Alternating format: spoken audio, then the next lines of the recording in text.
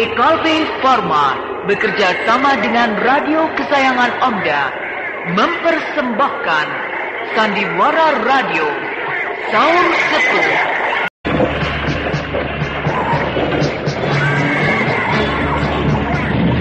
Disajikan oleh Procord, obat flu yang dulu dibeli dengan resep dokter, sekarang dapat dibeli bebas di mana-mana.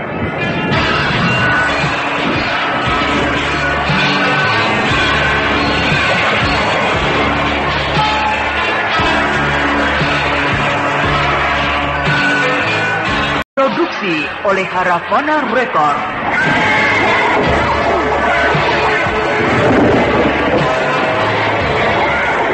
Naskah karya Niki Kosasi dengan sutradara Indra Mahendra.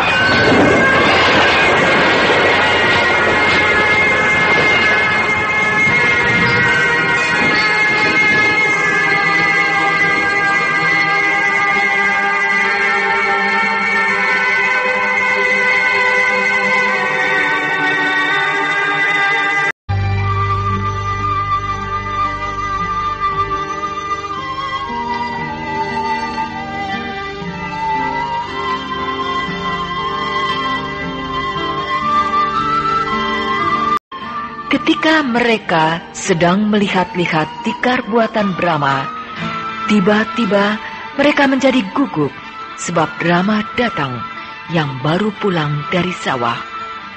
Dengan tersipu-sipu dan agak terburu-buru, mereka mohon pamit kepada Bu Marsan. Bu Marsan dan Pak Marsan tersenyum-senyum melihat kedua perawan desa yang malu-malu kucing tersebut.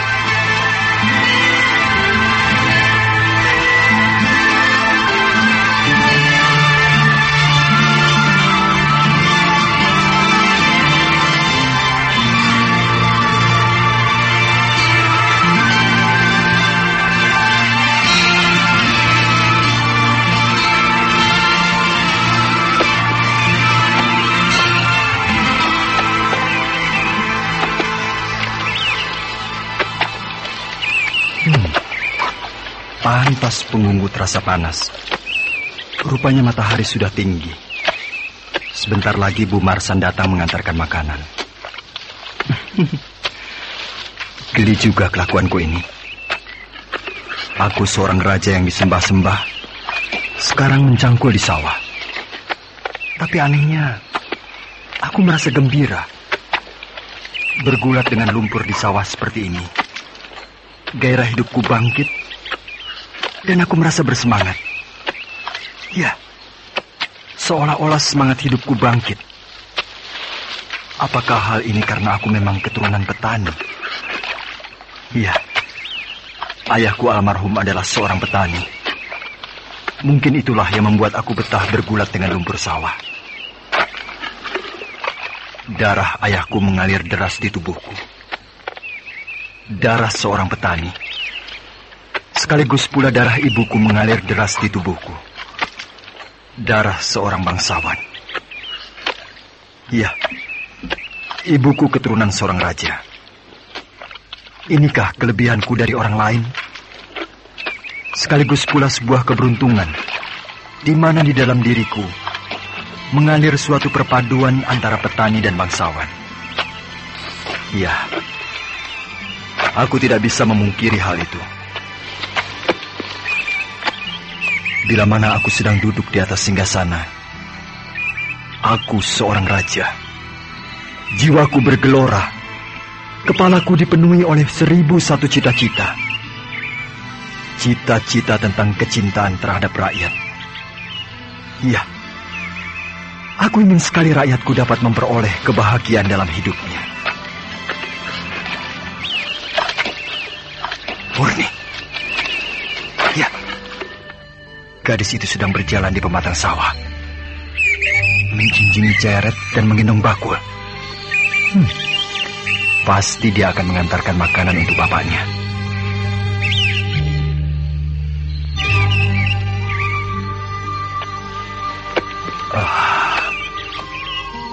Kenapa aku mau tinggal untuk sekian lama di desa Kadung ini?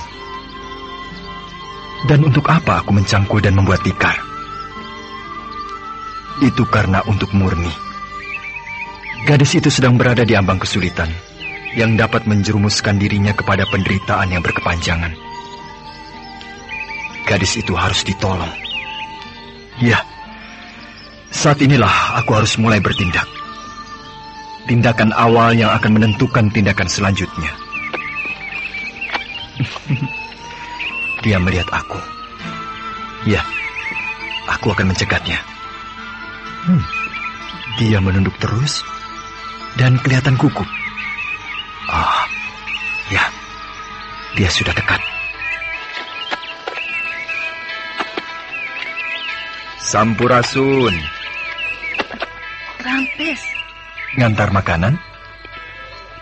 Iya. Hati-hati.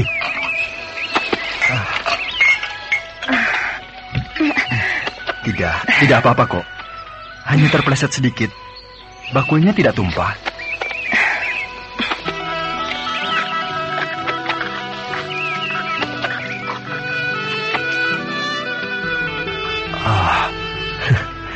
Dia begitu gugup sehingga terpeleset.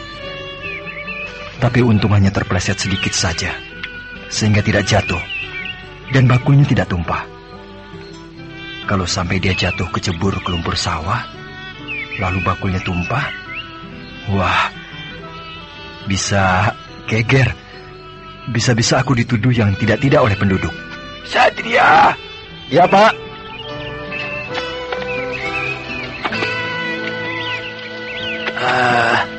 Ada apa tadi? Aku lihat kau menghampiri Murni, lalu dia oleng dan hampir jatuh. Maksud saya hanya ingin menyapanya, Pak. Tidak mengira kalau dia jadi gugup, lalu kakinya yang sebelah jadi salah injak. Tidak tepat menginjak pematang di tengah-tengahnya, tapi di pinggirannya. Ya, tentu saja dia hampir jatuh, Pak. Oh, begitu. Aku kira ada apa. Kalau sampai bakulnya tumpah, wah, bisa geger ya, Pak? Ya, tentu saja dia gugup. Murni memang agak pendiam dan pemalu. Lain dengan Cila, temannya, lincah dan periang. Iya, Pak. Pak, makan sudah sedia? Iya. Tadi kamu berbicara dengan siapa? Tadi, kapan? Waktu kau lewat di sawah Pak Marsan. Siapa anak muda yang menghampiri kamu? Buruh tani? Buruh tani? Iya, kuli mencangkul di sawahnya Pak Marsan. Bukan. Lalu siapa? Satria. Satria? Satria dari mana? Satria Wayang? Keponakan Pak Marsan.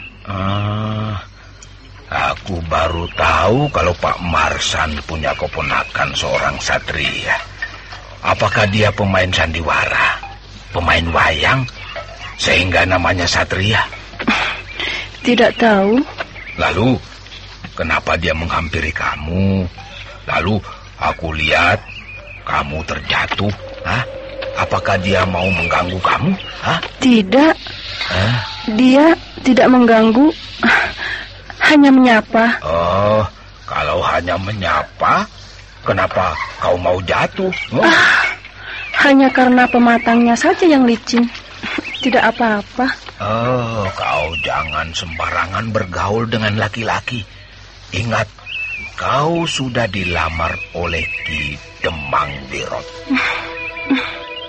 Murni anakku, aku tahu kau tidak suka kepada Ki Demang Wirot itu. Begitu juga aku. Tapi apa daya kita? Kita ini orang kecil. Ya, mudah-mudahan kita menemukan jalan yang terbaik untuk keluar dari kesulitan ini. Kita harus tabah dan jangan lupa sering berdoa.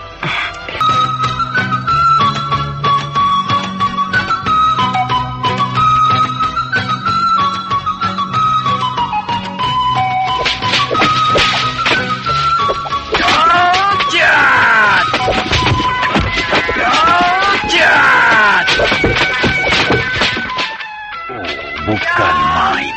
Anak muda itu gerakannya luwes, tapi mengandung tenaga yang kuat. Dan si Obik jadi kewalahan. Obik, serangan beruntun. Gabungkan jurus 20 sampai 30. Baik, Guru. Ya.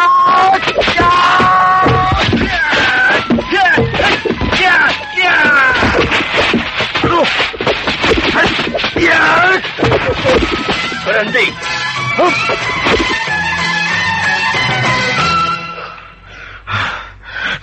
Kau hebat, Satria.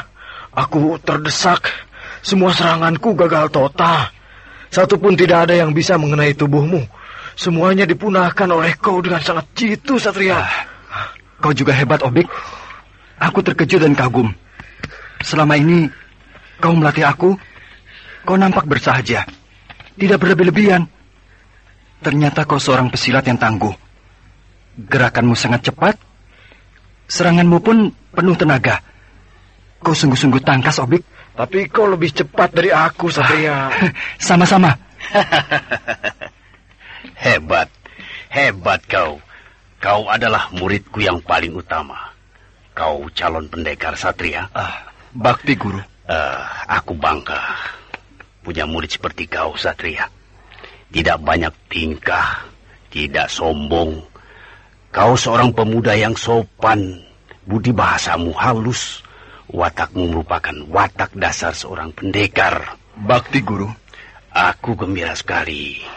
Sebab sekarang aku punya 2 murid yang berbakat. Obik dan kau. Kalian berdua harus bersatu. Bakti, Guru. Aku gembira.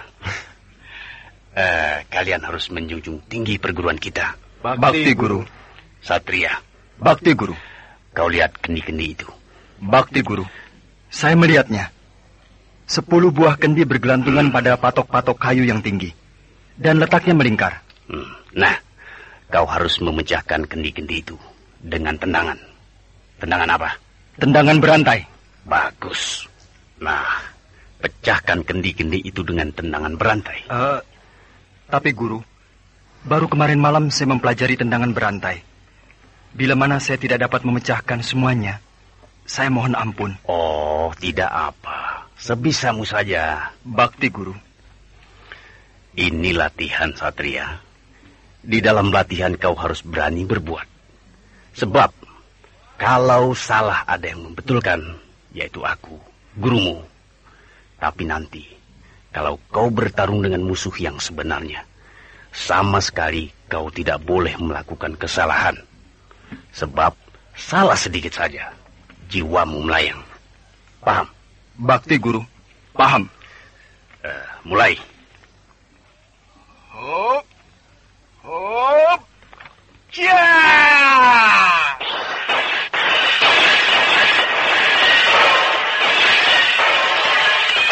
Hebat. Luar biasa. 10 buah kendi itu semuanya pecah. Sempurna. Kau melakukan jurus tendangan berantai dengan sempurna. Tanpa sekalipun menyentuh tanah. Kau berhasil menendang ke 10 kendi itu. Sehingga pecah berhamburan. Bakti, Guru. Malam ini latihan cukup sekian dulu. Besok malam kita... Pak, pagi-pagi sudah keluyuran. Dari warung Jangkurdi beli tembakau. Oh. Di warung tadi ada beberapa anak muda duduk-duduk, ngobrol, menceritakan Satria. Menceritakan Satria? Anak-anak muda itu murid-murid Pak Sohor.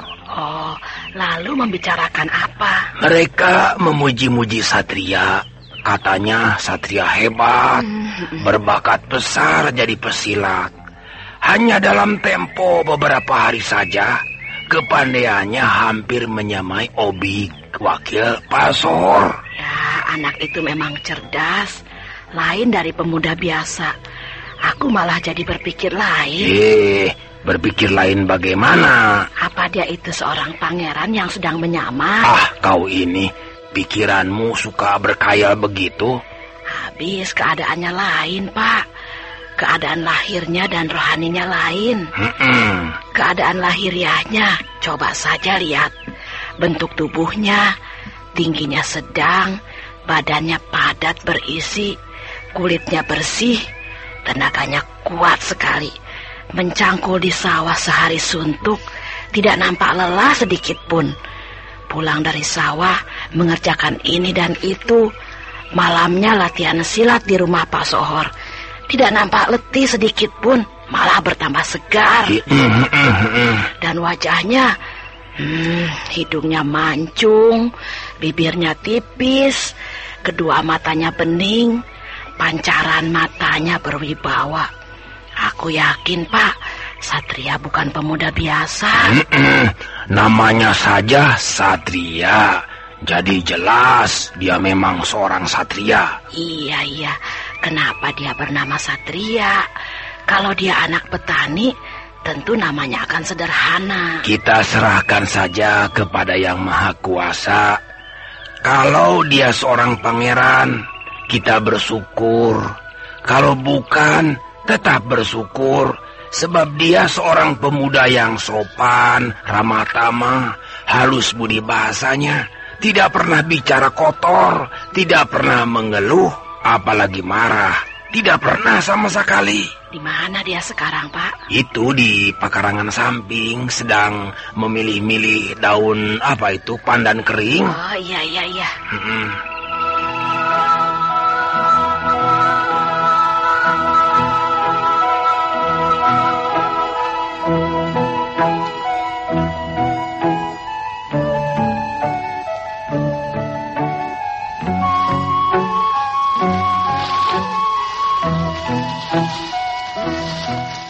Mau membuat tikar, Satria? Iya, Bu.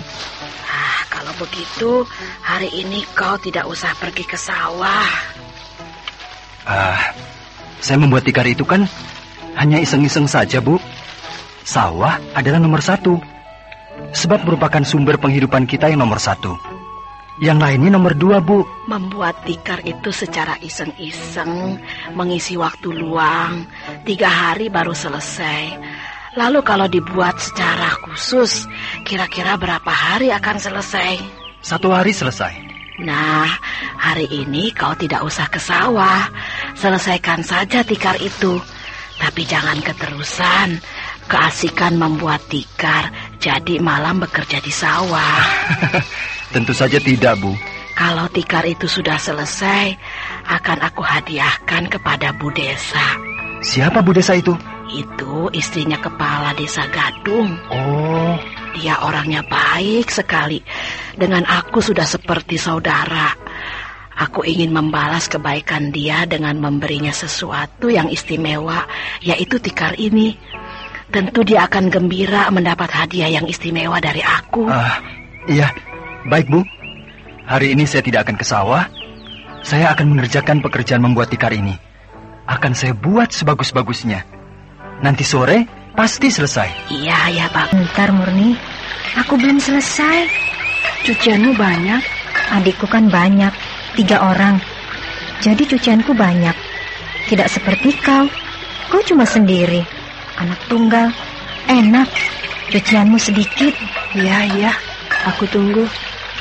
Nanti pulang dari mencuci, kita ke rumah Bu Marsan yuk. Mau apa? Lihat tikar. Kemarin kan sudah. Kemarin tidak puas, baru memandang saja, belum menjamahnya. Apalagi pemeriksaan nyamannya, tidak. Sebab keburu datang Satria. Nah, kalau pagi ini Satria tidak ada, pasti ke sawah. Kita bisa lama di rumah Bu Marsan. Dan itu untung buat kau, Murni. Untung buat aku. Kau bisa mengamati anyamannya, atau rahasianya mengapa tikar itu bagus sekali buatannya. Ya, baiklah. Daun-daun pandan kering bahan pembuat tikar ini mutunya baik sekali. Pantas di desa Gadung ini cukup banyak pengrajin tikar. Bukankah itu Murni dan Cila? Ya, benar. Murni dan Cila sedang berjalan menuju ke sini. Mau apa mereka? Kemarin mereka gugup dan malu ketika ketemu dengan aku. Tapi sekarang kok malah mendatangi aku?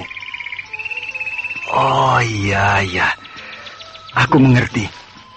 Mereka menduga aku tidak ada, sedang ke sawah. Dan mereka kesini akan menemui Bu Marsan untuk melihat-lihat tikar buatanku. Sebab kemarin tidak sempat membicarakannya panjang lebar. Baiklah. Aku akan bersembunyi.